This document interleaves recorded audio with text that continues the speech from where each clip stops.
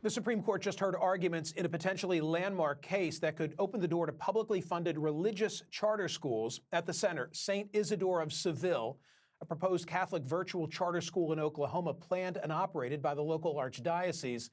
The school wants to teach Catholic doctrine while receiving state money, something never before allowed in the charter system. Conservative justices appeared sympathetic, framing the case as a matter of religious freedom, saying religious groups shouldn't be treated as, quote, second class. Chief Justice Roberts could cast the deciding vote. He asked whether Oklahoma's heavy oversight of charter schools makes this different from past cases. And here's the twist. Oklahoma's own Republican Attorney General, Gentner Drummond, a practicing Christian, is leading the fight against the school. He argues this violates the First Amendment's ban on government-sponsored religion and that it threatens to undermine the entire charter school system. So what's really at stake here? Are we about to redefine public education in America? Joining you now is Kristen Wagner, CEO, President, General Counsel of Alliance Defending Freedom.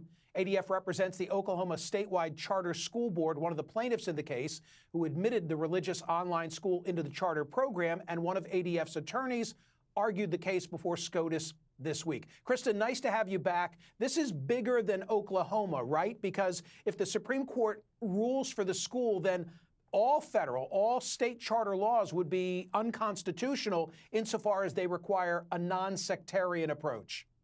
No, that's not at all true. Actually, what matters here are the individual requirements of the program itself. So if we look at the Oklahoma Charter School program, it's undisputed that the program was opened up by government officials. It's a public program, and that they have refused to allow religious groups to enter that program simply because they're religious. It's a categorical bar. States may choose to set up their programs different than how Oklahoma has set up theirs, which may lead to different results. Okay, can we agree on this? Right now, there are no religious charter schools in America, and perhaps that's about to change. I think what we can agree on is that 3 times in the last 8 years, the Supreme Court has rightly said that if you're going to open up a program, or, for example, you're going to enter into a contract with private groups, you can't tell the religious groups they need not apply. In terms of the religious... Kristen, play ball with me here. Can you name one religious charter school in the United States? The answer is no, there are none. I'm trying to educate my audience that the ramifications of this case extend to all 50 states and will impose fundamental change. On that, we can agree, right? I don't think that I can't agree with you on the last part of your statement. Name a religious charter school in the United States. Just please identify one, and then we can move forward. I agree with you there. It's the last half of what you said that I disagree with, which is that it's not changing the law in all 50 states. But let me tell you what I'm thinking on this, because I think that parents are entitled to more educational options, and these are privately run schools. Oklahoma has traditional public schools. They'll continue to have traditional public schools. But when Oklahoma wants to engage with privately run entities, then it's okay to have schools that are emphasizing Native American culture, which they do. It's okay to have schools that are going to emphasize environmental stewardship, which they do. To bar Catholic schools or religious schools simply because they're religious denies parents equal opportunities and denies religious groups their constitutional rights.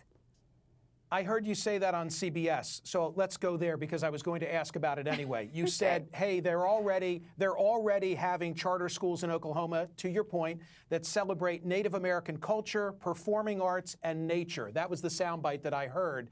And I said to myself, as I watched you, that's true, but none of them involve a First Amendment, where the First Amendment says, hey, we can't establish a religion. If there's a nature-inspired charter school, there's no religious implication. So I didn't think that was apples to apples.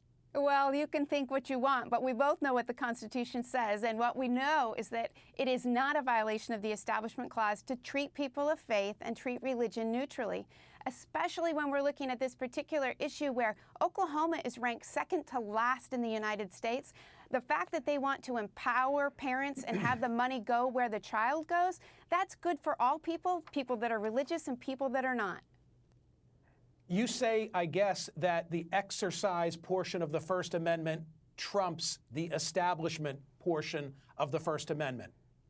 I say that government endorsement doesn't occur when the government is neutral, and religious bigotry is not okay. And that's what's happening here. And I also want to point out that the Attorney General that was in place prior to General Drummond actually agreed with the board's decision, because the Supreme Court precedent is clear in this respect. Right, and then he lost. And then he lost the Republican primary, and a new Republican Attorney General, you correct me where I'm wrong, because I'm not, a new Republican Attorney General, similarly self-described as a Christian, he came in and said, we can't have this because it violates the Establishment Clause of the First Amendment.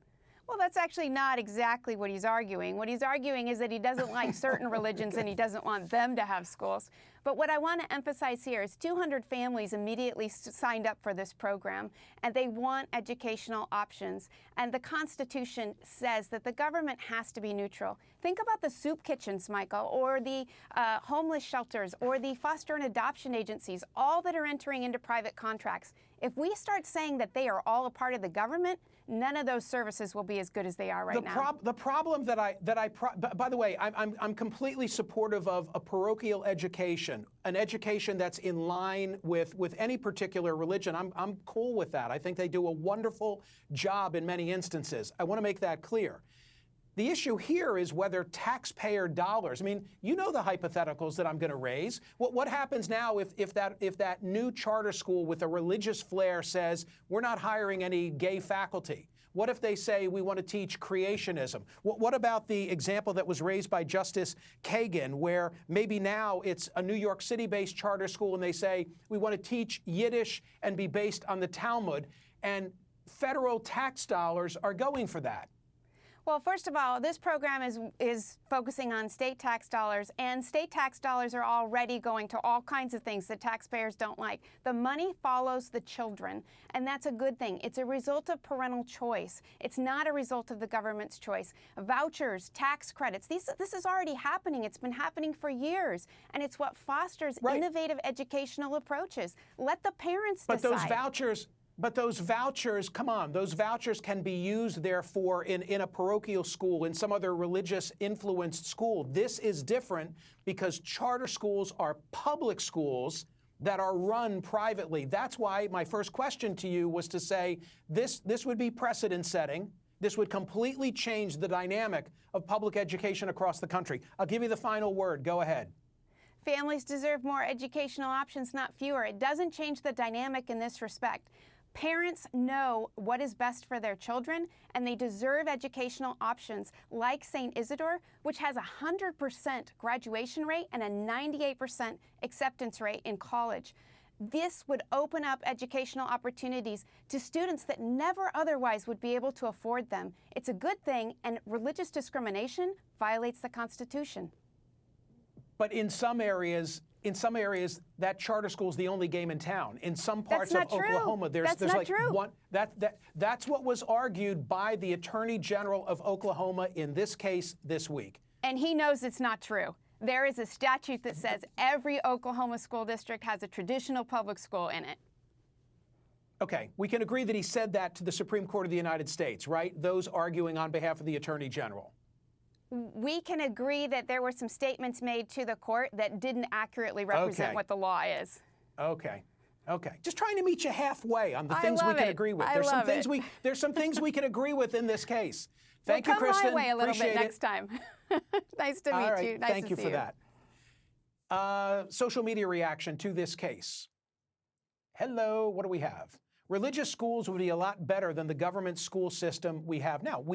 Retired Florida trucker Frank, we have religious schools. And I agree with you that not uniformly, but many of them do a darn good job. What's different here is that these would be public schools with a religious influence. Okay, that's what changes this, because when I asked my guest, respectively for the third time, it was made clear there are none. I was simply trying to establish this is huge because now you could have religious charter schools in the United States, and today there are zero. Why are there zero? Because they are perceived, we'll see what the Supreme Court says, as being in violation of the Establishment Clause if, in fact, your tax dollars end up in a public school.